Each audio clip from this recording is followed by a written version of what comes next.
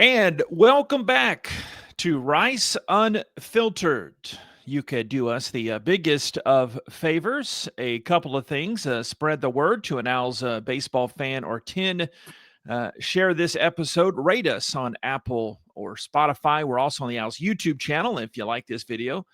That's a big help as well. This week, we're going to shift our attention with baseball season cranking up, chatting with Bixby family head baseball coach David Pierce. Coach, I know you're busy. Appreciate the time. How are you? JP, I'm doing well. Monday afternoon, trying to grind out Monday afternoon for 5 games. So we play, of course, we got a double midweek. We've got Lafayette into town tomorrow, Purdue on Wednesday, and then get on a flight and head to USC. Wanted to get your quick thoughts on the weekend against Northwestern, the two one-run wins, and then Northwestern takes the finale. On a whole, what were your thoughts here in your first opening series as the Rice boss man? Yeah, big picture. I mean, really proud of our team winning the first two. And it's interesting because game one, uh, offensively, we came out, swinging the bat really well. I think, Robson's first at bat, of the season, 13 pitch at bat, and finishes with the solo homer. It's impressive. And then JC had such a great weekend, but then he follows it up, and we're up 2-0. But what I liked about that is they came back and popped us, and then we tacked on and kept tacking on, and then we were able to hold on. So we win that one-run game, and then we have a comeback one-run win. That's tough to say. In game two in the doubleheader, the second game of the doubleheader, and I thought we just kept pitching and playing defense, gave ourselves an opportunity, and when we got it, we took advantage of it. And then, yesterday was kind of weird because the wind was blowing straight out, and a lot of their swings are kind of a lift pull swing, and we didn't pitch great, but at the same time, I think they had 5 home runs. 4 of those home runs were fly ball outs. So that's one way to look at it. But we also had 10 free passes, so you can't win too many of those games. But impressive. We're down 7-0 after 2. We put up a 5 spot, make it 7-5. And it's like at that moment, I really felt like this is just going to be a dogfight. We're going to, have an opportunity to win this in a high scoring game. And we just didn't do a whole lot more offensively. We kind of got out of our discipline, and we couldn't shut them down. But overall, I think they'll win some games in the Big Ten. I think they'll. I know they're much more improved, and so could be a decent RPI weekend for us, as well as just a good start to win our first series. I know I asked you this in one of my pre-games. The opener had to have been, but for this sake of this audience, and now hindsight looking back at it now, what's the benefit of you starting mid-year last year once we hit conference play in Boca versus now that you have this full season ahead of you here in this first season plus? I know you're calling it. A couple of things, starting in March helped me get to know the players and the players to know me. And I was the only thing new on campus as far as in the baseball program. So it was my goal to really take a back seat, kind of evaluate, see what's working, see what's not working. But what was advantageous for the players is that I was able to get to know them and feel like there's a couple of guys in there that are maybe a tick away of improving, and wanted to keep those guys. If I'd have came in June just based on the team stats, based on individual stats and records, man, it would have been probably tougher to keep some of those guys. But I felt like they were built right and have a chance to help us win. And I mean, you can never take for granted how important a fall season is. And I think that's really where we got a lot done.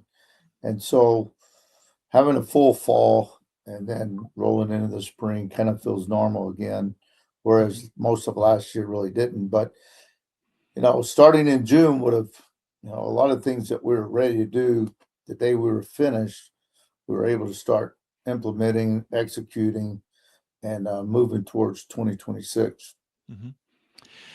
Big picture, kind of treating this as a season preview, and folks know the names in additions and changes on the coaching staff.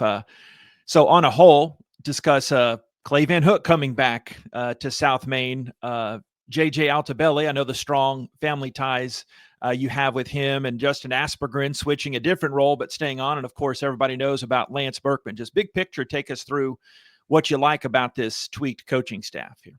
Well, and we moved Mikey Horner Yeah. from our development onto the field, and we added Conrad Ramquist as kind of another pitching guy / strength conditioning guy, young guy.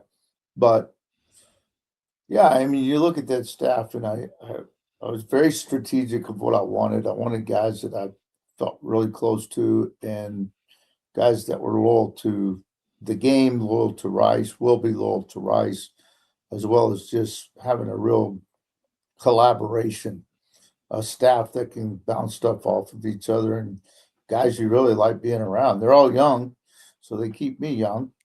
But it's interesting because from 03 through 11, I was here for those 9 years, and then Clay took my spot. So from 12 through 17, he was here 6 years. So there's just so many former players that we both know, and there was that era that we were really good. And so that was comforting.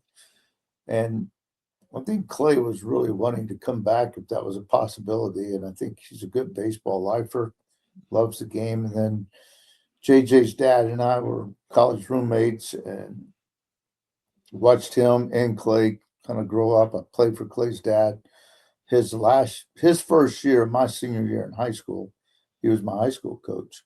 And so I've just known the families forever and ever. And just, it wasn't just that. I just feel like they were the right fit and for me, but also for Rice and for this baseball program. And then Aspo and Conrad and Mike have been tremendous. And then you got Lance, and Lance is such a great ambassador for our program. And also, his knowledge is as good as anyone's. So we're able to utilize him, his expertise, his stories, and he kind of keeps it light for us.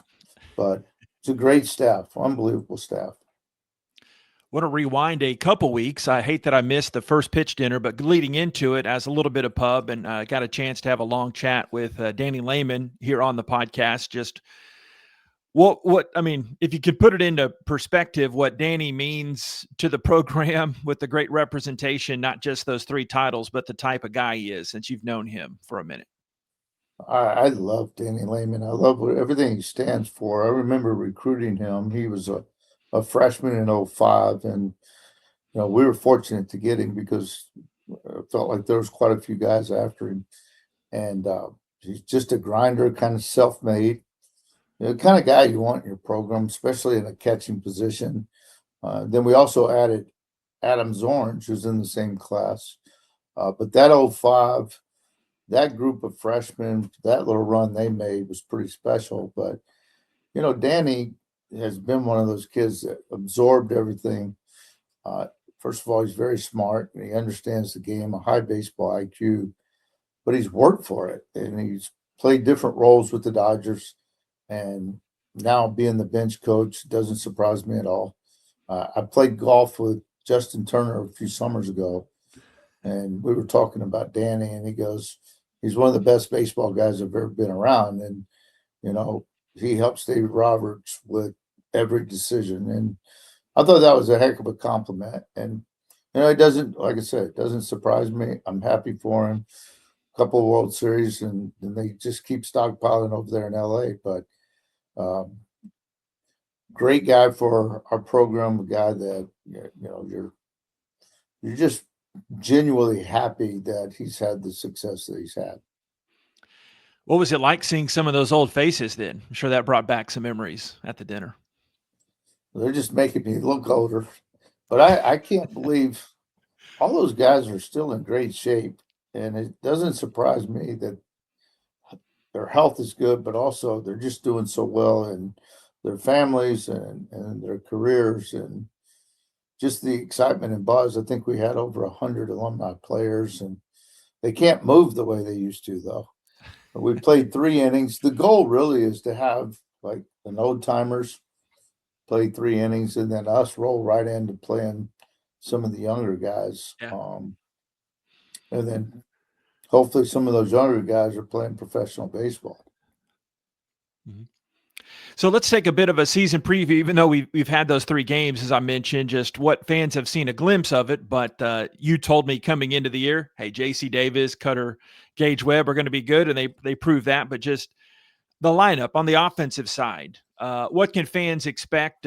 Style, like what's to expect for this 2026 version of the I think Owls? we've always looked at it as, do we have the ability to score in different ways? And I think we showed that in the first ball game of hitting 5 home runs. When I don't consider us a team that swings for the fences. I feel like our prep every day is hitting line drives gap to gap, the middle of the field in our work. And we have some team speed, but we also have some guys that, if hitting correctly, when they get the right pitch and right conditions, can drive the ball out of the ballpark as well. But we have some team speed. We have balance in our lineup with left rights. We have the ability to go to the bench. We have some older guys that have some at bats and some experience, and then we have some younger guys with some talent. But uh, just a lot of different combinations, which is it's good for a coach and bad for a coach. But the ability to give a guy the starting job and then allow him to go out there and have opportunity and not look over his shoulder is also real important for a ball player. But at the same time, we're still trying to figure out some of our combinations and who's really going to take some of those jobs. So I like the competition. I like the effort and the attitude and the camaraderie of the team. The clubhouse has been exceptional, and I think that's a credit to the the returning guys accepting the new guys and having a good mesh of coaches that are willing to work day to day and be consistent with our team has been pretty awesome. And for the rotation, we saw it one swim through with Sharp, Urbanzik, and Diaz. And I know a lot of midweek candidates as well, but just with you also taking the pitching coach duties, what's the pitching look like? What can fans expect?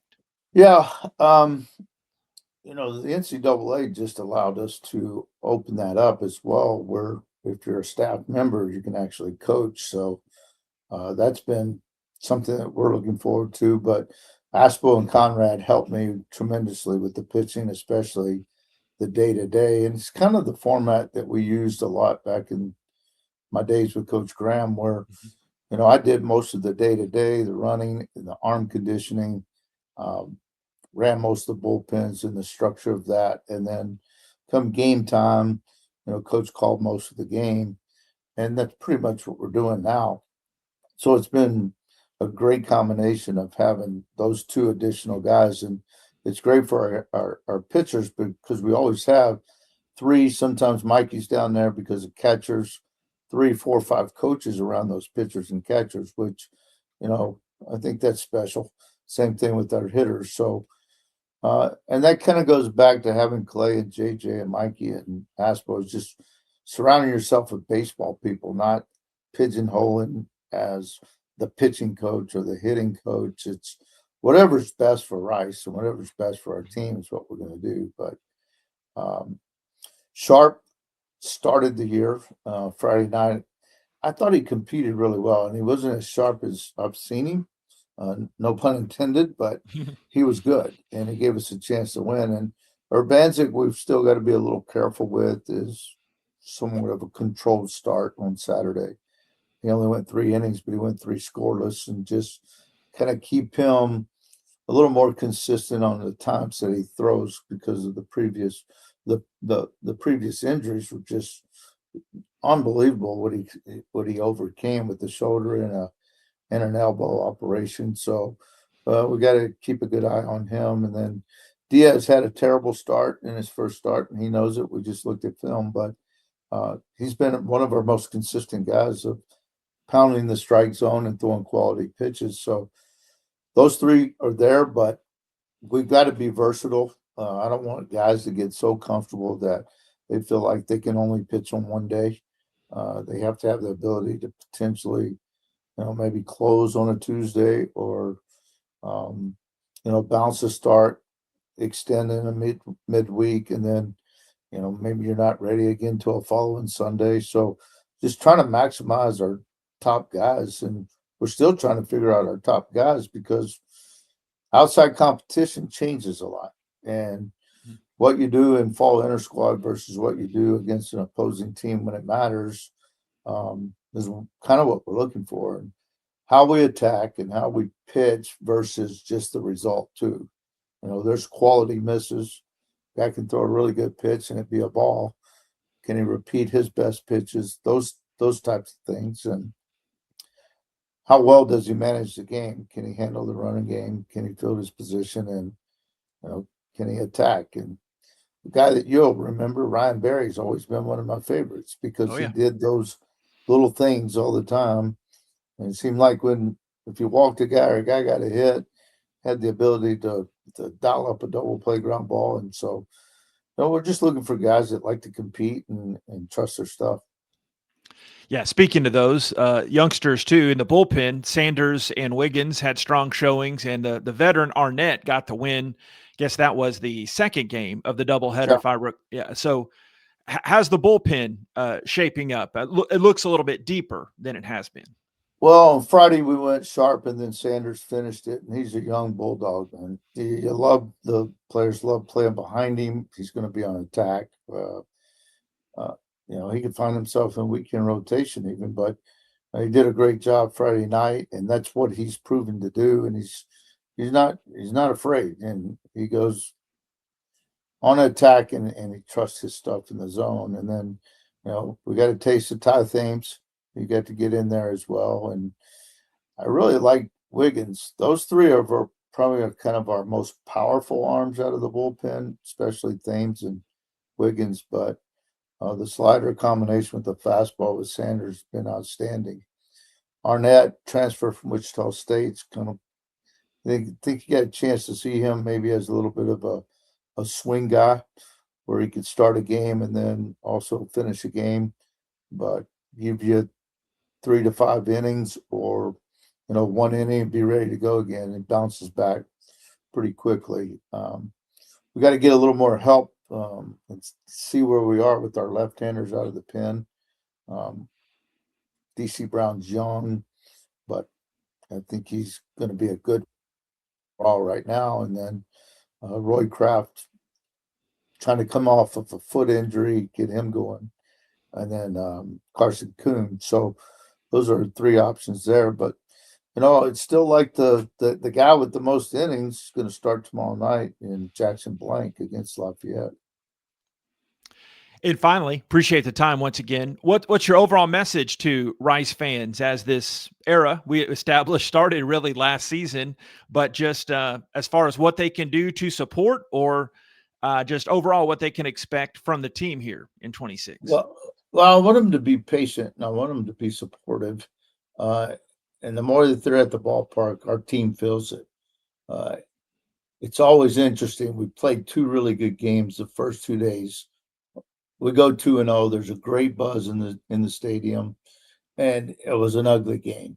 And we win the series, but you kind of have a bad taste in your mouth. But just stick with us. We really need you guys, and I think you're going to enjoy watching this team grow. We still have a lot of room to grow, but it's a little different feeling when you got people in the stands supporting you. So every opportunity that our fan base can get out, our student body, uh, our community. When you look at the Westview community, the Bel Air community, Post Oak, all these areas have always been huge areas for us. And so that with our former players, and I know we got a good buzz with our former players and just getting their families out, but bring the kids, come enjoy some games, and hopefully we'll do our part. And lastly, I unintentionally lied there. I have to talk some football with you. Your response when yet another nephew has done good, another Kubiak there in the NFL coaching ranks with Clint just getting hired in Vegas there. Well, I mean, Sunday Super Bowl, we were yelling "Go Hawks," and then Monday morning we were like black and silver. Clint's well deserving. He's bounced around. He's done a great job. He's unbelievable young man. Gary and Ron has done a great job with all three of their boys, and all three of them are in the NFL. But so happy and proud for Clint and the Kubiak family, and he'll be great. And what I love about him is that he'll be himself, and nothing will be too big for him. He's got a good foundation, and so just gives me another reason to go to Vegas, I guess. As if you needed the incentive. Hey, thanks for the time. I'm so excited. I'll miss you with hoops out at USC, but can't wait, Coach, to get this rolling, and really appreciate the time today. All right, boss. All right, big week. We need to see our fan base Tuesday, Wednesday. Yes, sir. Go That's Owls. big.